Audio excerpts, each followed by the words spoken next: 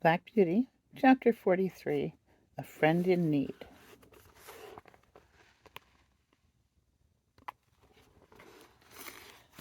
At last came the election day. There was no lack of work for Jerry and me.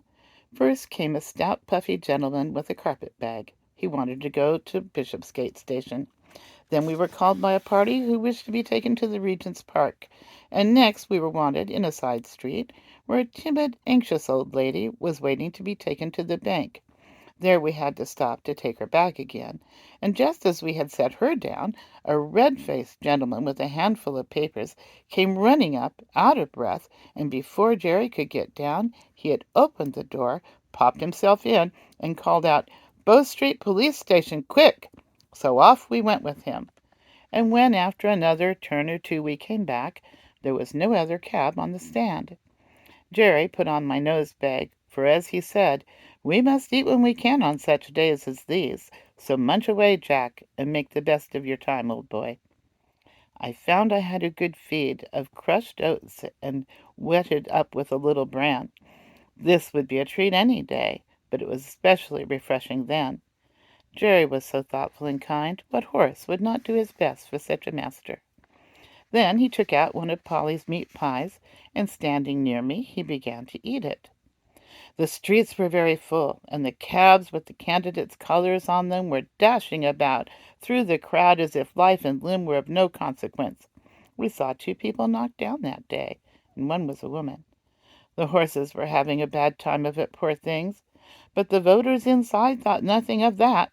Many of them were half drunk, hurrahing out of the cab windows if their own party came by.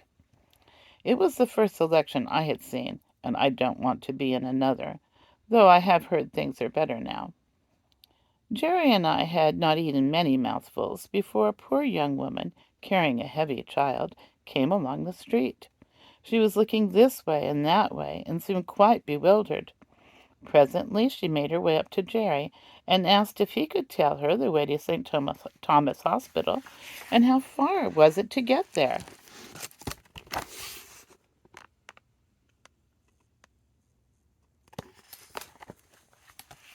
She had come down from the country that morning, she said, in a market cart.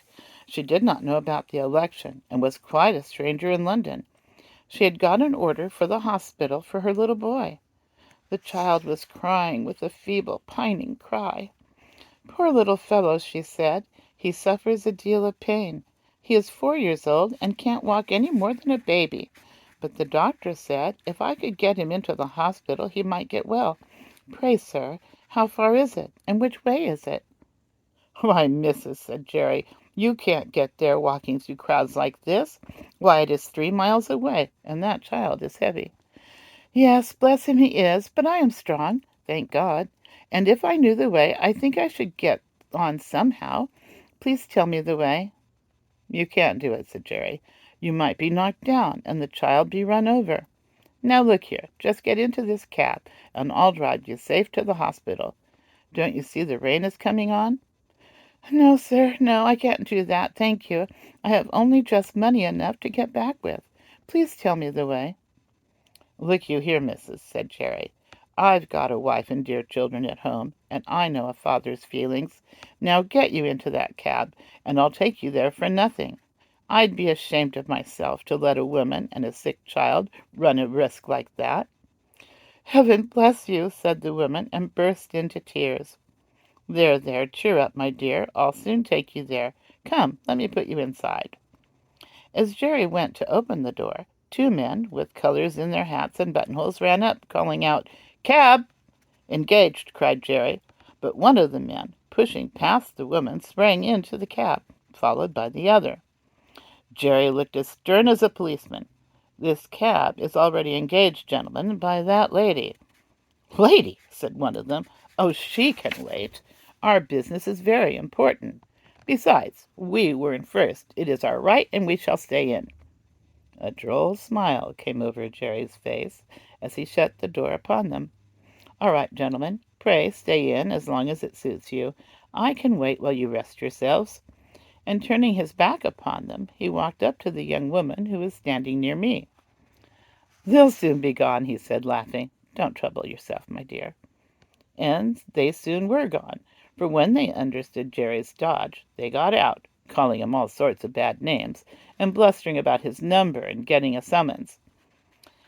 After this little stoppage, we were soon on our way to the hospital, going as much as possible through by-streets. Jerry rang the great bell and helped the young woman out. "Thank you 1,000 times," she said. "I could never have got here alone." "You're kindly welcome, and I hope the dear child will soon be better." He watched her go in at the door, and gently he said to himself, "Inasmuch as ye have done it to one of the least of these." Then he patted my neck, which was always his way when anything pleased him.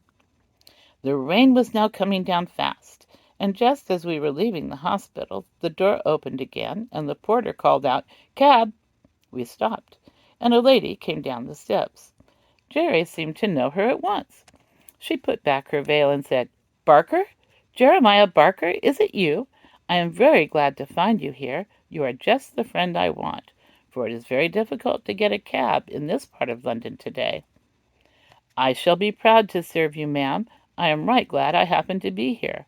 Where may I take you to, ma'am?" "To the Paddington Station, and then if we are in good time, as I think we shall be, you shall tell me all about Mary and the children."